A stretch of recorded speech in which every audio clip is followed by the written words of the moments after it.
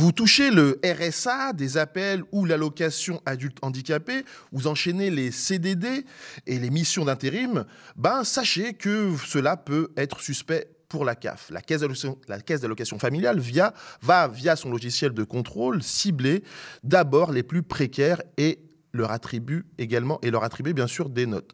Une quinzaine d'organisations ont déposé un recours devant le Conseil d'État pour faire interdire cet algorithme de notation des allocataires de la CAF. On en parle tout de suite avec Bastien Lequérec. Ma première question, c'est pourquoi le logiciel de ciblage de la CAF se retrouve devant le Conseil d'État ? Alors, ce recours devant le Conseil d'État, c'est l'aboutissement de plusieurs années de travail. J'étais venu d'ailleurs sur ce plateau il y a à peu près 1 an pour présenter l'état de nos travaux. L'année dernière, on avait mis en évidence, parce qu'on a pu accéder au code source d'une ancienne version de cet algorithme, on a pu mettre en évidence le caractère discriminatoire. Donc certaines personnes, par exemple les personnes qui bénéficient de l'allocation adulte handicapé et qui travaillent, mais également les personnes au RSA, les personnes avec des faibles revenus, il y a un certain nombre de critères qui vont augmenter ce score et donc augmenter la probabilité que ces personnes-là subissent ensuite un contrôle. Donc aujourd'hui, ce recours devant le Conseil d'État, c'est l'aboutissement de plusieurs années de travail avec des associations de terrain. La Quadrature du Net n'est pas une association de terrain et on a été aidé avec des associations de terrain qui, elles, accompagnent des allocataires, peuvent avoir un ancrage dans le réel beaucoup plus important. Nous, on est venu apporter notre expertise technique pour analyser cet algorithme, juridique pour monter sur pied ce contentieux, mais c'est un travail collectif, un front commun. On a énormément d'associations, tu l'as dit, on est 15 associations dans cette coalition pour essayer de mettre fin à cet algorithme et au-delà de reposer la question du contrôle et des politiques sociales en France. Et le point de départ, comment vous êtes arrivé à faire cette enquête ? Comment vous avez été alerté de cet algorithme biaisé, on va dire, en tout cas qui contrôle souvent les plus précaires ? Notre travail, il commence en 2021, en 2022. On travaille sur la dématérialisation des services publics. Donc c'est tout ce phénomène on va remplacer le guichet humain par un site internet, un service en ligne. Et il y a énormément de problèmes à cette dématérialisation. Le défenseur des droits en parlait dès 2017 par exemple. Donc nous, on commence notre travail autour de ce sujet-là. Et en travaillant avec des associations de terrain, on se rend compte assez rapidement que revient systématiquement quelque chose qui n'est pas encore très palpable, qui est cet algorithme de la CNAF, la Caisse nationale d'allocation familiale, et on sent qu'il y a quelque chose à tirer. Donc au fur et à mesure des années, en 2022 notamment, on essaie de tirer ce fil et de voir ce qu'il y a derrière. Donc on demande le code source de cet algorithme à la CNAF. Elle nous refuse en 2022 l'accès au code source. On va saisir la CADA, la Commission d'accès aux documents administratifs. Donc on utilise en gros toutes les voies de droit à notre disposition. Et à la fin de 2023, on obtient le code source d'une ancienne version de l'algorithme qu'on analyse. Et là, on met en évidence le fait que certains critères sont discriminatoires. Donc c'est un travail vraiment qui est parti de ces associations de terrain qui, quand elles accompagnent des allocataires, elles ont bien vu qu'il y a quelque chose autour de cet algorithme qu'il fallait creuser. Et lorsque vous avez certainement alerté la CAF que leur système était discriminatoire, qu'est-ce qu'on vous répond ? Parce que vous avez constaté que c'est quand même souvent les plus précaires qui sont ciblés. Et quelle est leur justification ? Comment la CAF, en tout cas, se justifie ? Alors, il faut rappeler que ces travaux autour de cet algorithme, on n'est pas les premiers à les faire. Notamment en 2016, il y a une étude sociologique, notamment de Vincent Dubois, qui est un sociologue qui a accédé à des données de la CAF, qui a mis en évidence le caractère discriminatoire et le fait que les personnes les plus précaires sont ciblées de fait par cet algorithme. Malgré ça, en 2016, la CNAF ne change pas sa pratique. Et au contraire, cette étude de 2016, jusqu'à il y a quelques mois, elle était encore sur le site des CAF, donc sur caf.fr, on pouvait trouver ce PDF. Aujourd'hui, il a été retiré parce que l'administration peut-être commence à changer de discours, mais pendant très longtemps, on a eu un discours de mise en avant de cet algorithme de manière très limitée. Il n'y avait pas de transparence et c'est vraiment notre travail qui a permis de faire un peu plus la lumière, de mettre la lumière un peu plus sur cet algorithme. Mais en tout cas, il y avait un discours très fier de la CAF qui était toute fière d'utiliser son algorithme. En 2023, quand on sort notre analyse de cet algorithme, une fois qu'on a eu accès au code source d'une ancienne version, le discours de la CNAF, ça a été de dire que cet algorithme n'est pas discriminatoire et, je cite le directeur de la CNAF, nous n'avons pas à rougir de nos pratiques. Donc vraiment, aujourd'hui, il y a une absence de remise en question de la part de l'administration. Quand on lui met la réalité en face des yeux, elle ne veut pas la voir. On a l'impression que la CNAF se met des œillères pour ne pas avoir à affronter cette réalité. Donc aujourd'hui, on est dans le déni, ce qui nous amène aussi à devoir continuer à utiliser les voies de droit à notre disposition. Et face à cet entêtement de l'administration, on est obligé aujourd'hui de passer par la justice pour faire interdire ce type d'algorithme.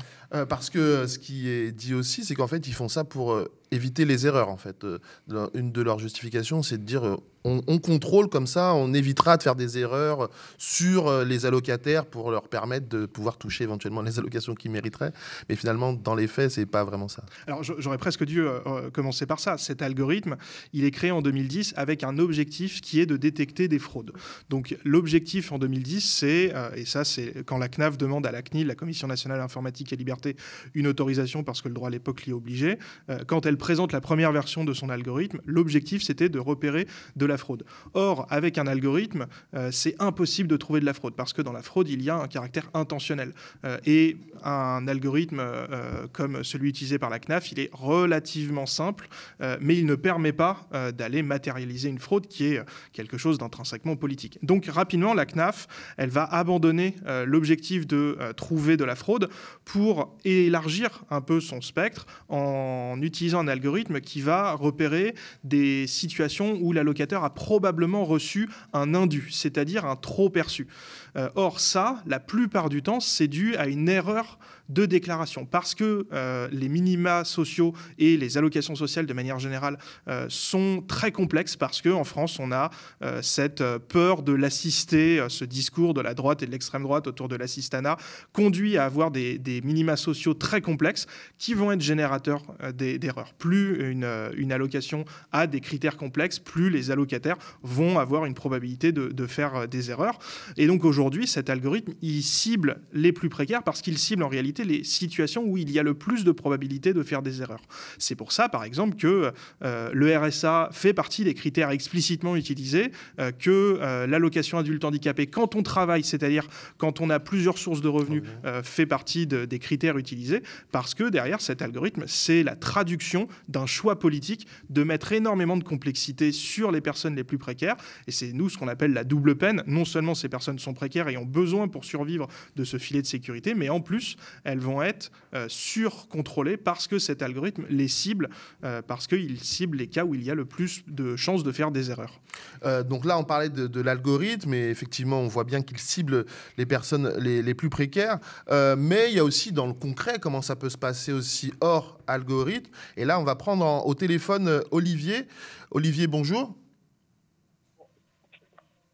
Allô ? Olivier ? Allô ? Oui, bonjour, merci d'être avec nous. Vous êtes travailleur social et vous participez régulièrement aux commissions d'attribution du RSA. Et vous avez pu constater que les méthodes que peuvent employer les personnes travaillant auprès de la CAF ne sont pas toujours, on va dire, très orthodoxes. Est-ce que vous pouvez nous raconter un peu ce que vous avez pu constater, vous, en tant que travailleur social, dans ces commissions RSA ?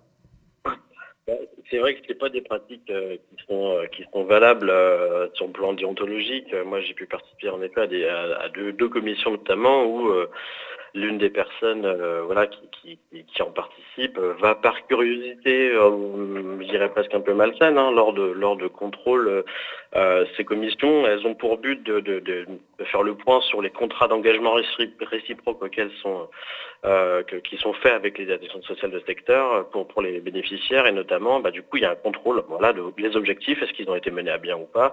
Et quand il y a des petites choses qui nous interpellent, on se questionne autour de cette table, de cette commission et l'une des personnes que j'ai déjà vues à plusieurs reprises, en effet, va par curiosité aller regarder par exemple sur son profil Facebook le nom de la personne pour voir un petit peu s'il y a des éléments qui peuvent mettre la puce à l'oreille sur d'autres sur des déclarations ou des fausses déclarations sur de la vente de biens propres, hein, par le biais du marketplace de Facebook, de se dire si cette personne arrive à vendre tant de voitures par mois ou tant d'objets d'une certaine valeur, peut-être que cette personne estime que c'est pas forcément nécessaire de lui maintenir son droit au RSA. Donc il y a quand même un contrôle aussi, et je rejoins le monsieur de juste avant là qui parle de choix politique, selon la personne, selon certains conseillers départementaux, ça peut être aussi des choix de restreindre soit la durée du contrat d'engagement réciproque et donc le RSA qui va avec, donc d'un contrat de 3 mois au lieu de 6 mois, qui peut être demandé pour divers objectifs. Mais donc oui, il y a du contrôle. Alors, au niveau de la CAF, il y a également des enquêtes qui peuvent être sollicitées directement lors de ces commissions. Ouais. Quand il y a des éléments qui interrogent. Ouais. Et cette suspicion de fraude vous semble normale ou disproportionnée par rapport au cas des personnes avec qui vous travaillez dans votre emploi? Donc ces personnes, la réalité sociale de ces personnes, est-ce qu'elle nécessite une telle suspicion de fraude? À mon sens, alors moi je travaille avec 95% des personnes sont soit bénéficiaires de la hache, soit bénéficiaires des RSA, des minima sociaux ou de la RE, ou de la SS, ce qui est même la même chose que le RSA finalement en termes de montant. Donc ça reste toujours très précaire. Et aujourd'hui, on le voit, mais ça fait des années, mais aujourd'hui qui plus est avec l'inflation de tout ce qu'il y a autour, on ne vit pas avec la RSA, on survit. Même si l'APL vient absorber le montant d'un loyer, on ne peut pas vivre dignement. On est forcément, nous, le nombre d'orientations qu'on fait vers des associations caritatives comme les Restos du Cœur, la Croix-Rouge, etc., les banques alimentaires, s'il n'y a pas ça, les gens s'effondrent. Donc, oui, dans la suspicion, elle n'a pas lieu d'être. Moi, en tout cas, de mon œil de terrain, ça fait 10 ans que je fais ça. Non, c'est de pire en pire. On a de plus en plus de demandes sur nos établissements. Il y a de plus en plus de demandes au niveau des chiffres. Je crois qu'ils ont été communiqués par la fondation, par la FAP, l'abbé Pierre, du coup. Il y a de plus en plus de demandes aux banques alimentaires. Donc, peut-être évidemment qu'en marge, il y a quelques personnes qui fraudent, mais ça reste en marge. Et encore une fois, on va cataloguer les gens qui sont les plus vulnérables, les plus fragiles, peut-être ceux qui ont les moins de moyens pour se défendre. Et je rejoins également ce que le monsieur disait juste avant. Il y a souvent une méconnaissance des déclarations et donc qui génère des mauvaises déclarations parce que maintenant on demande à déclarer un net social alors qu'on déclare déjà un net avant. Enfin, tout ça n'a pas vraiment de sens. Pour moi, c'est surfait. Il y a évidemment des gens qui trichent, mais on peut aller. Si on cherche à gagner de l'argent quelque part, ce n'est pas sur ce type d'aide qu'on en trouvera beaucoup. Très bien, je vous remercie Olivier. Je rappelle, vous êtes travailleur social dans un département dont on taira le nom et vous travaillez régulièrement, en tout cas participez régulièrement aux commissions d'attribution du RSA. Merci beaucoup. Merci de rien. Merci à vous. Bastien, on vient d'entendre un exemple là, concret de la manière dont on surveille en tout cas les allocataires et les plus précaires. Et il est bon de rappeler qu'on ne vit pas avec le RSA, on survit. Qu'en France, il y a plus de 10 millions de personnes qui vivent sous le seuil de pauvreté. Tout à l'heure, tu parlais de la CNIL, justement la Commission nationale d'informatique et des libertés, qui est censée justement veiller à ce qu'il n'y ait pas de pratiques, on va dire, illégales, ou en tout cas discriminatoires. Que dit la CNIL de tout ça et pourquoi que dit la CNIL, justement? Alors aujourd'hui, elle ne dit rien. C'est-à-dire qu'en 2010, elle avait autorisé la CNAF a utilisé son dispositif. Donc, elle avait dit amen à la finalité de recherche de la fraude, qui à la limite est légitime, et ça, on peut plus difficilement le discuter, mais qui avait admis le fait qu'on fasse une surveillance généralisée de la population, parce que cet algorithme, il fonctionne concrètement en attribuant chaque mois à chaque allocataire une note comprise entre 0 et 1. Plus la note est élevée, plus le risque d'avoir reçu un indu d'après l'algorithme est important. Donc, à partir d'un certain seuil, vous vous retrouvez sur une liste de personnes à contrôler. Donc, la CNIL avait validé cette surveillance de masse. Elle a validé en 2010 le principe même d'utiliser un score de risque calculé automatiquement qui va ensuite déclencher des contrôles. Depuis, elle n'a pas eu son mot à dire. Elle ne s'est jamais prononcée publiquement. En 2023, quand on fait la publicité autour de cet algorithme et que ça commence à prendre dans la presse, elle n'a pas, à notre connaissance en tout cas, déclenché de contrôle ou quoi que ce soit. Aujourd'hui, dans le contentieux qu'on a devant le Conseil d'État, le Conseil d'État a demandé à la CNIL de produire des observations. Donc peut-être, ce n'est pas une obligation pour l'institution, mais peut-être que la CNIL va se prononcer dans un cadre formel encadré sur la légalité ou non de cet algorithme. On attend, mais aujourd'hui, nous, à la Quadrature du Net, ce qu'on voit aussi avec le recul et d'autres sujets, c'est que la CNIL n'est jamais un garde-fou très efficace et très souvent en faveur de l'État. Il va dire à la marge, c'est pas OK, mais voilà comment légaliser la chose. Donc on n'attend pas grand-chose de la part de la CNIL sur ce dossier, malheureusement. Très bien. On va passer au téléphone avec Carole qui, elle, a eu des mésaventures avec donc la Caisse d'allocation familiale. Bonjour Carole. Bonjour. Merci d'être avec nous. Justement, on parlait à l'instant, si vous nous avez entendu, sur tout ce qui est ciblage de la caisse d'allocation familiale, qui s'en prend souvent aux plus précaires. Est-ce que vous pouvez nous raconter un peu ce qui vous est arrivé, votre mésaventure avec la caisse d'allocation familiale ? Oui, en fait, pour résumer un petit peu, je suis désolée, je suis un petit peu malade, donc en fait, bien souvent, ce qui se passe, c'est que donc le jour où on est censé en fait percevoir, donc dans mon cas, c'était le RSA. En fait, on se rend compte que du coup, on n'a pas perçu le RSA, et donc là, forcément, on se connecte sur son espace de la CAF et on remarque en fait qu'il n'y a aucune information. Donc là, c'est du coup, il faut téléphoner à la CAF avec le répondeur qui peut tourner parfois pendant 45 minutes pour avoir quelqu'un et ensuite parfois pour qu'on nous raccroche au nez parce qu'il y a trop de gens qui appellent le 5 souvent de chaque mois. Et donc en fait, on est comme ça sans savoir ce qui se passe et avec la boule au ventre en se demandant qu'est-ce qu'on a encore fait, quel problème ils auraient pu trouver. Donc ça m'est arrivé pas mal de fois. Et donc bien souvent, pardon. Allez-y. Et donc c'est bien souvent quand on finit par avoir quelqu'un, donc souvent faut laisser passer quelques jours après le 5 parce que c'est un petit peu ce jour-là que tout le monde appelle quand il y a ce genre de problème en fait. On apprend que parfois c'est pas normal, c'est vrai que c'est pas normal que vous n'ayez pas reçu votre allocation, mais du coup on n'a pas de réponse en fait. Voilà. Et donc pas de réponse, et au bout de combien de temps finalement il y a une régularisation de votre situation, ou est-ce qu'elle se fait dans les jours qui suivent ou ça peut prendre beaucoup de temps ? Non, ça peut prendre pas mal de temps. Moi, je me souviens que j'ai dû aller jusqu'à l'accueil de la CAF, avec parfois de rester 1 heure et demie dans le froid sur le trottoir à faire la queue devant des agents de sécurité. Parce qu'en fait, il faut prendre rendez-vous. Donc souvent, à cette période-là, en fait, il n'y a plus de disponibilité pour rencontrer un humain dans le service ou d'avoir un rendez-vous téléphonique.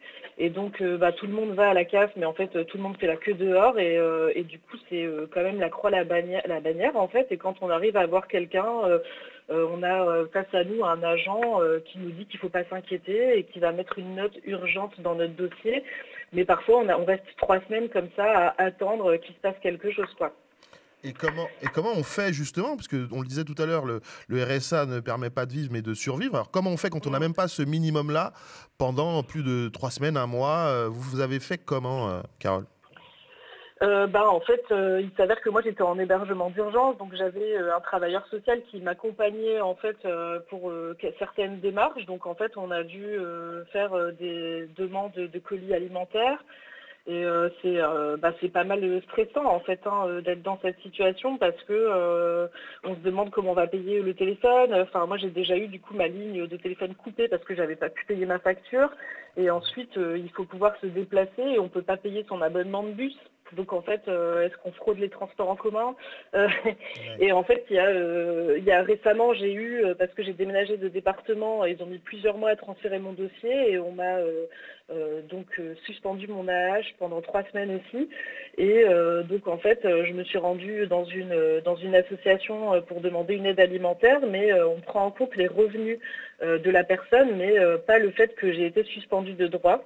Donc en fait, on m'a refusé l'aide alimentaire. Donc, du coup, il faut se débrouiller, en fait, voilà.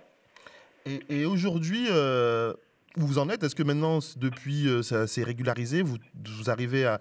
Enfin, en tout cas, la CAF vous envoie régulièrement ce à quoi vous avez droit, ou comment ça se passe aujourd'hui pour vous?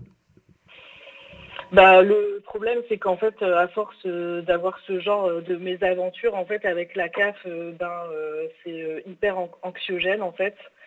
Il y a toujours le stress de savoir si on va percevoir ou pas quelque chose. Du coup, moi, j'ai fait des cauchemars, en fait, à cause de ça. Parce qu'il y a vraiment l'anxiété, en fait. Ici, moi, par exemple, j'étais en colocation, parce que quand on est aux minima sociaux, on ne peut pas avoir de logement individuel, il faut le savoir. Hein, c'est des colocations qui sont imposées et souvent avec d'autres personnes en difficulté. Et donc, en fait, quand on ne peut pas payer sa part pendant 3 semaines, faut pouvoir l'expliquer aux autres locataires. Et c'est pas très agréable ni pour soi ni pour les autres, en fait, d'être dans cette situation. Et donc, on voit bien que il y a très peu de transparence vis-à-vis de la CAF. C'est vrai que j'avais fait appel à une association pour faire un recours. Et donc, à l'heure actuelle, ça fait plus d'1 an. Et donc, le recours n'a toujours pas été étudié, en fait, par la commission, enfin, le comité de recours administratif de la CAF. Donc, c'était il y a 1 an. Moi, quand j'ai appelé la CAF à cette période-là, on m'a dit qu'elle avait 2 ans de délai pour traiter les recours administratifs qui avaient été envoyés pour contester les dettes. À savoir que quand on nous notifie d'une dette, bien souvent on commence déjà à nous prendre de l'argent sans qu'on puisse ni le contester, ni dire qu'on n'a pas les moyens de payer ça, en fait. Donc ouais, effectivement, donc là, pour terminer, concrètement, toutes les fois où la CAF n'a pas pu vous verser le RSA, ils n'ont pas régularisé votre situation, donc c'est toujours en attente, votre recours est toujours en attente. Le recours, oui. Après, c'est que moi, j'ai eu une régularisation de mon dossier parce que j'étais en attente d'un recours administratif pour l'allocation adulte handicapé qui a été accepté. Et donc, du coup, pour l'instant, là-dessus, je suis tranquille. Mais par contre, pour les antécédents sur le recours qui avait été fait pour l'argent qui m'a été prélevé sur le RSA et le fait qu'ils m'ont repris quand même la prime de Noël. Il faut savoir que à Noël, les allocataires du RSA ont une prime de Noël. Et en fait, ils m'ont demandé de la rembourser, en fait. D'accord. Donc voilà, donc pour l'instant ça fait 1 an que j'attends des nouvelles de la CAF pour le recours sur les dettes qui m'ont été prélevées. Voilà. En tout cas, merci beaucoup, Carole, de votre témoignage. Bastien, on voit bien là un cas concret de ce que ça veut dire, ces contrôles, en tout cas cet algorithme donc, qui cible particulièrement les plus précaires. Est-ce que votre recours, vous pensez là, devant le Conseil d'État, ça fait votre enquête, elle n'est pas nouvelle, enfin d'autres gens avaient remarqué que le logiciel de la CAF était discriminatoire. Vous pensez que ça peut aboutir et permettre de changer de système en tout cas? L'objectif de ce contentieux, c'est à la fois d'alerter à nouveau sur la violence administrative, et je pense que ce terme, il n'est pas exagéré, voire la maltraitance administrative autour des situations de contrôle, où là, comme l'a dit Carole, les aspects humains sont absolument oubliés, mis de côté, voire délibérément ignorés, et cet algorithme, c'est un énième exemple de cette déshumanisation de cette mission. Donc nous, avec ce contentieux, on essaie de remettre sur la table ce sujet-là, qui est d'importance démocratique, parce qu'on parle de minima sociaux, du modèle français de protection sociale et de solidarité. Mais également, notre objectif, c'est de faire interdire ce type d'algorithme, à la fois en France, mais au niveau également de l'Union européenne. On demande dans notre recours à ce que, sur certains aspects, à ce que l'affaire soit renvoyée à la Cour de justice de l'Union européenne, qui, si elle nous donnait raison, rendrait une décision qui serait applicable dans toute l'Union européenne. Parce qu'on voit que d'autres pays que la France sont dans cette même voie. Aux Pays-Bas, il y a eu un exemple qui avait fait couler beaucoup d'encre parce que le gouvernement avait mis en place un algorithme particulièrement discriminatoire. Là, quand ça a été révélé, ça a fait tomber le gouvernement, mais on a quand même cette volonté aux Pays-Bas d'utiliser ce type d'algorithme. En Serbie, même si c'est pas dans l'Union européenne, c'est important de le noter, en Serbie, la Banque mondiale a poussé pour l'introduction de cartes sociales qui sont à peu près la même chose que cet algorithme et qui a eu comme conséquence l'introduction de ces cartes cartes sociales ont eu comme conséquence d'écarter des minima sociaux un certain nombre de personnes. Donc on a besoin d'avoir une décision de principe qui soit la plus large possible. Et au-delà de la question de l'algorithme, on a aussi besoin de repenser les contrôles, de remettre de l'humain et de la considération pour les humains dans ces contrôles-là. Donc nous, on n'appelle pas à remplacer les contrôles dits data mining, c'est-à-dire ceux qui ont été déclenchés parce que l'allocataire a un score de risque trop important. On n'appelle pas à remplacer ces contrôles data mining par d'autres formes de contrôle qui sont aussi déshumanisées et voire humiliantes pour les personnes. On appelle à repenser la politique de contrôle, à peut-être réorienter les contrôles pour arrêter de mettre autant d'énergie sur les personnes les plus précaires, parce qu'à côté, on ne va pas mettre l'accent sur la fraude dite à enjeu, c'est-à-dire des réseaux qui sont organisés, qui, en termes de montants, sont aussi beaucoup plus importants. On ne met pas non plus l'accent sur la fraude autre que sociale, aux prestations sociales. La fraude fiscale, c'est infiniment plus important que ce dont on est en train de parler. La fraude côté employeur aussi, c'est donc de non-déclaration, non-versement, c'est aussi une grosse partie de la fraude sociale. Tout ça, on a l'impression que les pouvoirs politiques le laissent de côté pour s'attaquer aux assistés. Je mets des gros guillemets parce que ce terme est problématique. Donc on appelle à revoir vraiment la politique d'accompagnement social que la CNAF, que les CAF semblent avoir oublié quand elles utilisent ce type d'algorithme aussi déshumanisant. Merci beaucoup Bastien Lequérec, et merci aussi à Olivier et Carole pour leur témoignage. Bastien Lequérec qu'on peut retrouver donc sur la Quadrature du Net, ce média où justement j'ai pu lire un article fort intéressant justement sur le sujet du jour. Merci beaucoup. Merci.